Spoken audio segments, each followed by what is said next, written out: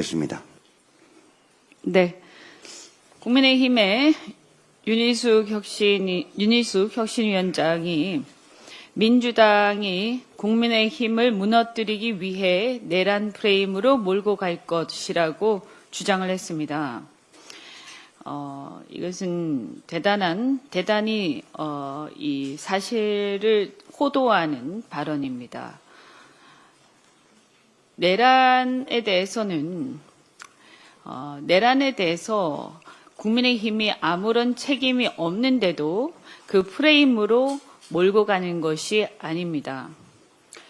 스스로 내란에 대한 책임이 있기 때문에 무너질 위험에 국민의힘이 처하고 있는 것입니다. 즉 민주당 때문이 아니라 스스로 자초한 책임 때문입니다. 국민들이 근거 없는 프레임 때문에 설득되지도 않을 것이고 또 그렇게 그렇게 지적을 한다 한들 설득이 되거나 이렇게 호도되지도 않습니다. 혁신위원회라면 스스로 상황을 객관화해서 보는 것이 진정한 혁신이라고 생각합니다. 학교를 떠났던 의대생들이 국회와 정부를 믿고 학교에 돌아가겠다며 저는 복귀를 선언했습니다. 지난해 2월 윤석열 정부의 일방적 의대 2,000명 증원에 반발해서 동맹휴학에 나선 지 509일 만입니다. 길었던 의정 갈등의 출구가 보이고 있습니다. 각자 입장 차이에도 불구하고 국민의 생명과 건강을 최우선으로 생각하고 복귀 결정을 내린 데 대해 그동안 타협점을 찾기 위해 애쓴 모두에게 박수를 보내고 싶습니다. 그러나 완전한 의료 정상화가 이루어지기까지는 아직도 과제가 남아 있습니다. 의정 갈등으로 인한 의료 공백을 해소할 관건인 전공의 복귀는 아직 해결되지 않았습니다.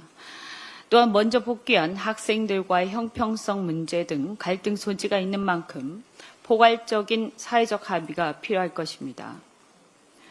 의대 증원 필요성을 불러온 지방의료, 필수의료의 문제를 해결하고 군의관 부족 문제 등에 대한 대안을 모색해야 할 것입니다. 또한 AI 시대의 임상의 증원만이 능사가 아니라면 의료계와 함께 창의적 대안 모색을 해야 할 것입니다. 오늘 국회 보건복지위원장과 전공의 단체가 만나서 해법을 논의한다고 하니 생산적인 합의 도출에 이르러서 전공의들도 하루빨리 수련병원으로 복귀하기를 기대합니다. 의정 갈등의 완전한 해소를 위해서 우리 국회와 민주당도 함께 지원을 아끼지 않겠습니다. 이재명 정부의 코리아 디스카운트 해소 노력에 글로벌 시장이 잇따라 긍정적 평가를 하고 있습니다. 세계 최대 투자은행인 JP모건이 지난 11일 향후 2년 내 코스피 지수가 5,000 돌파가 가능하다고 전망했습니다. 특히 이재명 대통령의 코스피 5,000 공약과 한국 증시의 고질적 문제인 코리아 디스카운트 해소 의지에 주목하고 있습니다. 이 대통령이 추진하는 상법 개정 등은 외국인 투자자에게 매우 긍정적인 시그널이라고 평가하고 있습니다.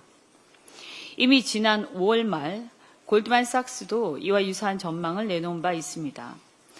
6.3 대통령 선거 계기로 기업 지배구조 개혁 등이 이루어지면 한국 증시 저평가 기조가 해소되어서 반등이 시작될 것이라면서 투자 의견을 비중 확대로 상향한 바 있습니다.